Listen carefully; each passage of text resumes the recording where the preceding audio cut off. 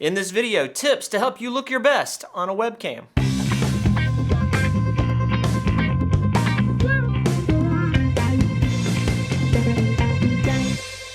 Hello world, my name is Matt Spa and I'm a photographer and videographer in Atlanta, Georgia. It's the spring of 2020 and many people are staying indoors over concerns about COVID-19, which means they're doing a lot more online interaction. A number of my customers contacted me asking for ways in which they could make themselves look a little bit better when they're doing that online interaction. And so I wouldn't have to repeat myself, I'm making this video. So stay tuned, I'm going to give a half a dozen or so different tips that will help you to look your best when you're engaging an online audience. One of the biggest mistakes that I see people making is not considering their camera placement. When we talk to people in real life, we're usually eye to eye or somewhere thereabouts. But when people log into their online meeting, they take their laptop and they set it on their laptop.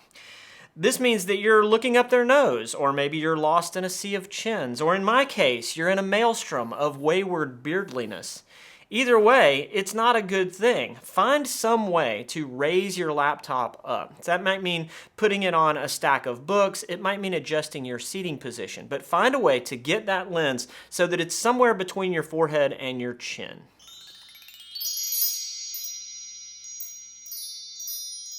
With your camera at the right height, you now need to consider your framing. And framing is simply how you're sitting in the frame. Most people tend to put their head right in the center of the frame. Don't do that. It wastes all that real estate at the top of the frame. Imagine a 3x3 grid on the screen.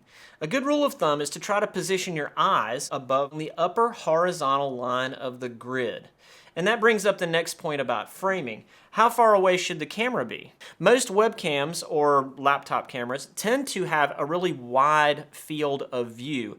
And this is great, but that wide field of view tends to exaggerate things in the center of the frame as they get closer to the lens. Noses in particular can get majorly distorted as they get closer to the camera. So back things up a bit. If you're sitting at a desk or table, don't be afraid to include a bit of the table in your shot.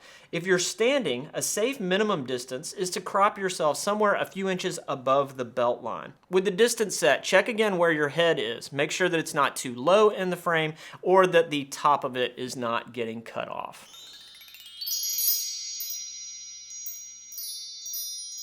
The next thing we need to consider is light. You need to be illuminated, and usually more light is better than less light. You can turn on all the lights in your room, or you can go sit or stand by a window that has some pleasing daylight coming through. The thing you don't want to do is to do both of those things. You see, sunlight is basically neutral. We think of the sun as being yellow because all the drawings you did, they gave you a yellow crayon to make the sun, but it's not. What's yellow is a lot of the bulbs that we buy for our homes and offices. When you go bulb shopping, you'll see bulbs that are labeled soft white, and these have a warm glow to them. Basically, we're going to call those yellow. You'll also see bulbs that are labeled daylight, and if you buy those, they'll look really blue to you. They're trying to replicate that neutral color of sunlight. So if you go stand by the window, you have that neutral or bluish light illuminating yourself. And then you turn on a lamp or something in the room that has a soft white bulb in it. All of a sudden you're being illuminated by blue and yellow light.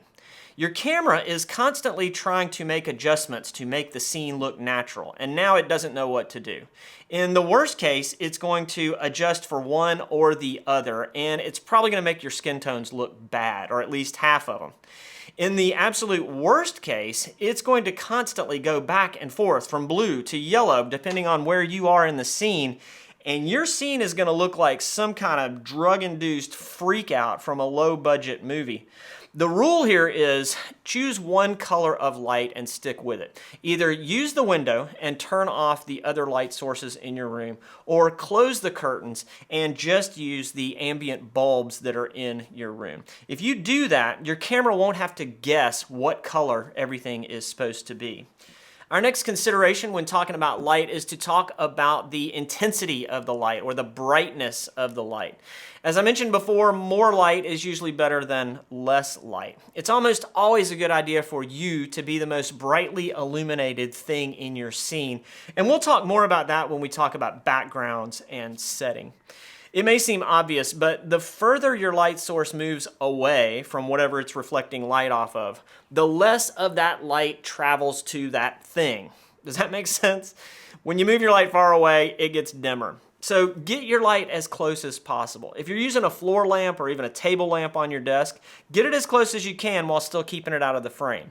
If you're using a window, get as close to that window as you can without creating some kind of weird composition in your frame. Get your light close. There's another benefit to getting your light close, and that is that it creates a softer light. So when your light source is large, as it will be if you get something close to you, the closer it gets, the bigger it is, right? When it gets large, it casts a pleasing shadow. I'll give you an example. Right now, I'm being lit by a 300-watt light fixture going through a 43-inch softbox. So I have a very large light source that's about 4 feet away from me. And what I get is very pleasing, soft shadows across my face.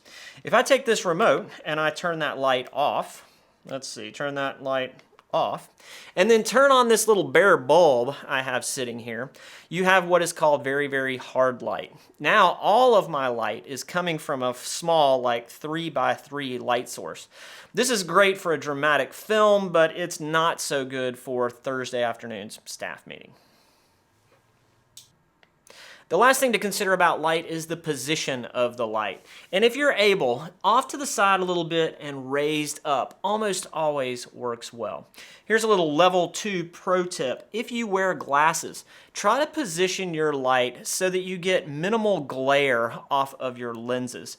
When we communicate, we tend to focus on the eyes, and anything that you can do to minimize distraction in that area is going to be helpful.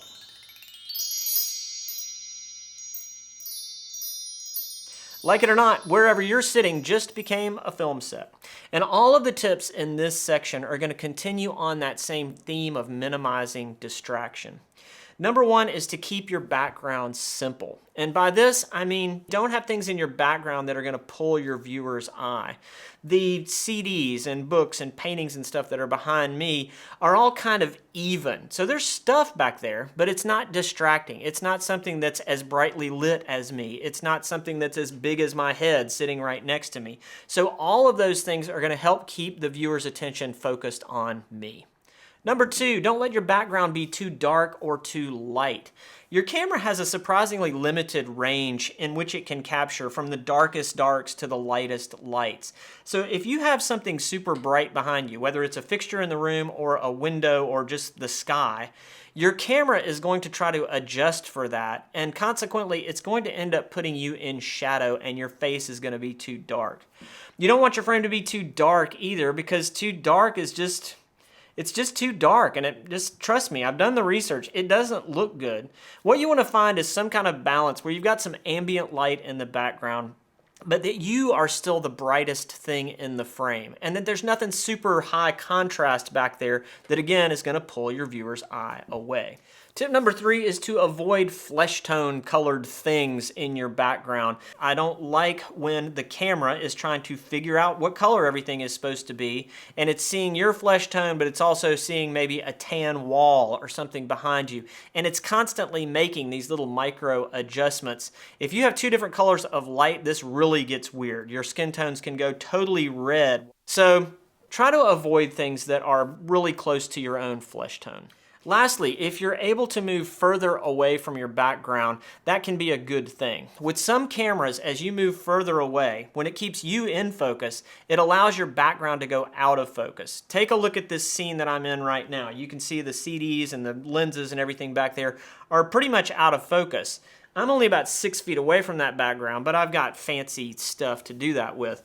On a webcam or laptop camera, when you get really far away from your background, it actually can be hugely helpful in helping to blur that stuff out and again, focusing attention back on you. You'll just have to try it. Different cameras have different ways that they figure all that stuff out. So give it a shot. Try something far away, try something close with your camera, and see if you start to get what's called the shallow depth of field look, where you're in focus but your background is not.